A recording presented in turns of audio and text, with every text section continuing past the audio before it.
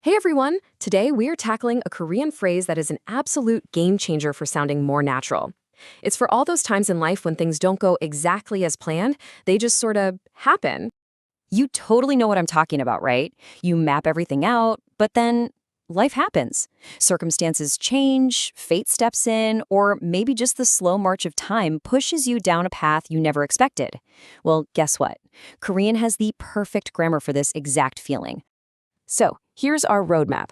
First, we'll get into the whole idea of things just happening. Then we'll meet the pattern itself, gate hissa.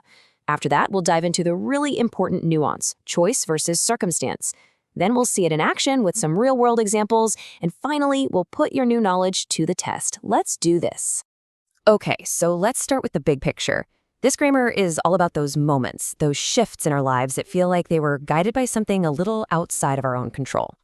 And the pattern that does all this heavy lifting is 게 됐어. You can think of it as the Korean way of saying I ended up, or it turned out that, or I came to. It's your go-to phrase when you want to talk about a result that didn't come from a direct decision you made, but more from the world just happening around you. So how do we actually build this thing? Well, I've got great news for you. It is incredibly simple. Seriously. Let's start by dissecting a classic phrase, 어쩌다 보니 그렇게 됐어.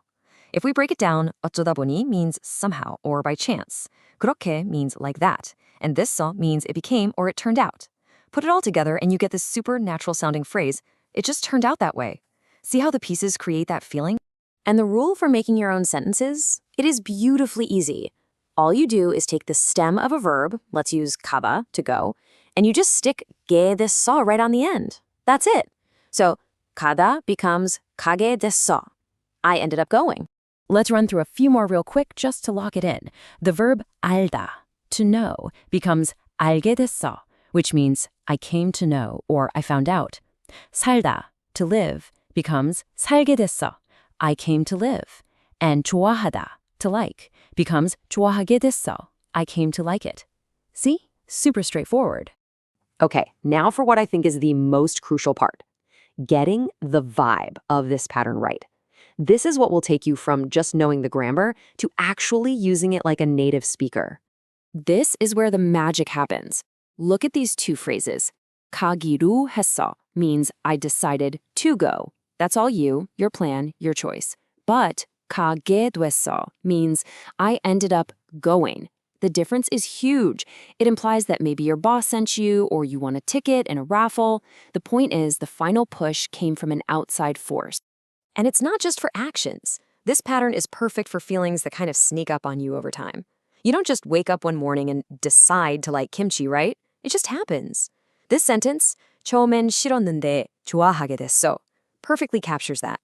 I hated it at first, but I came to like it. The change happened to you. And a quick but really important tip on politeness. When you're chatting with friends or family, 그렇게 됐어 is perfect.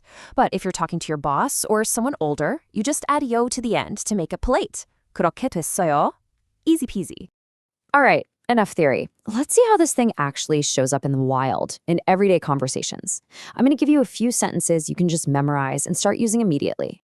So if you say 그 사실을 알게 됐어, you're implying that you stumbled on this information. You weren't necessarily playing detective. Maybe you overheard something or saw an email by mistake. You just found out. Oh, this one is so useful. It's a really natural and polite way to cancel plans. When you say 내일 못 가게 됐어, you're telling the other person that something came up, some external reason is stopping you. It sounds a lot softer than just saying, I decided not to go. You know, when someone asks how you got your job, this is a great response. 여기서 일하게 됐어 suggests it wasn't some grand plan you'd been chasing for years. It tells a story. Maybe you got transferred, or an old friend offered you a position out of the blue. An opportunity just landed in your lap. All right, you've seen the theory, you've seen the examples. Now it's time for you to give it a shot. Let's see what you've got. Okay, first situation, let's say you used to hate coffee.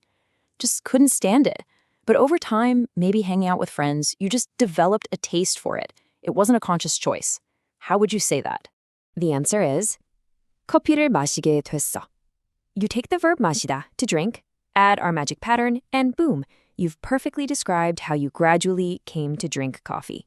Great job. Okay, next step. A big life event. You got a visa, and now you have to move to Korea. It's awesome, but the reason it's happening is because of this external thing, the visa. So how do you say it? Exactly. 한국에 살게 됐어.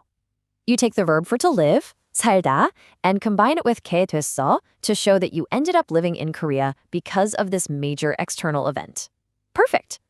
And now for the final boss, the nuance quiz. A friend asks why you're moving to Seoul. The real reason is your company transferred you. It wasn't really your choice. So what do you say?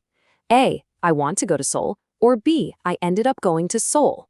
The answer is, of course, B. 서울 가게 됐어. This is the perfect response. It immediately lets your friend know that the reason for the move is something outside of your control, like a job transfer, and not just because you felt like moving. You have officially mastered the nuance.